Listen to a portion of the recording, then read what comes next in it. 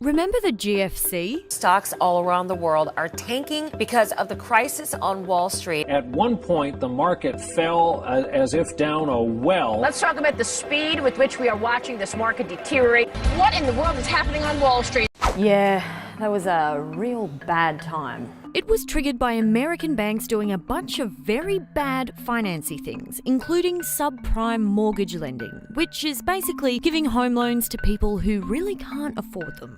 But that kind of thing could never happen in Australia, right? Who? Us? Never! Yes, our paragons of virtue.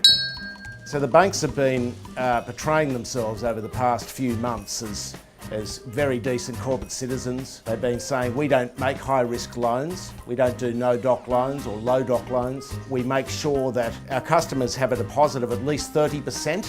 Indeed, earlier this year, in response to growing concerns about the booming property market, the major banks tightened up their lending criteria. But here's the thing, just because the bank won't lend some people money doesn't mean no one will. If you Google no deposit home loans, you'll find no shortage of options. Lenders like Pepper Group. Where the big lenders stop, we begin. And Liberty Financial. We made home ownership possible when the banks said it wasn't.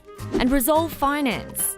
We're often able to help even when the others can't. These are all non-bank lenders offering far looser terms than the big banks insist on. No third-party lender's mortgage insurance approval required. All you need to be eligible is a 2% deposit. The thing is, where do you reckon they're getting their money from? Our financial strength comes from being funded by some of Australia's largest banks. Yeah, there. The banks have been sneaky about this. They are lending money to some far more risky players in the market that are called non-bank lenders, and they're not disclosing these loans, but they're called warehouse loans. Look, nobody's saying this is all going to end badly, but what happens when this all ends badly? The banks will probably be fairly well protected, but the thing is, if these things vanish altogether and a lot of their loans turn bad, the banks will then incur substantial losses. But this would need, of course, a financial disaster, like a property market plunge, for this to occur. And they don't happen regularly, but they do inevitably happen. So at some point, this is a distinct possibility. And who do you reckon will pay for all that? In the event of a banking and property market disaster, the taxpayer will stand in to the tune of $380 billion to help prop up the banks.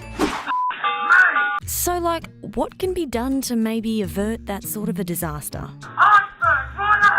I'm not a big fan of a lot of regulation. I just think the issue needs to be telegraphed. So I think people have to know that there are these quite high risky lenders out there on lending the bank capital. So while the banks are pretending that they're very decent corporate citizens and they don't make high risk loans, they effectively do make high risk loans, but via these proxies, via these non-bank lending companies.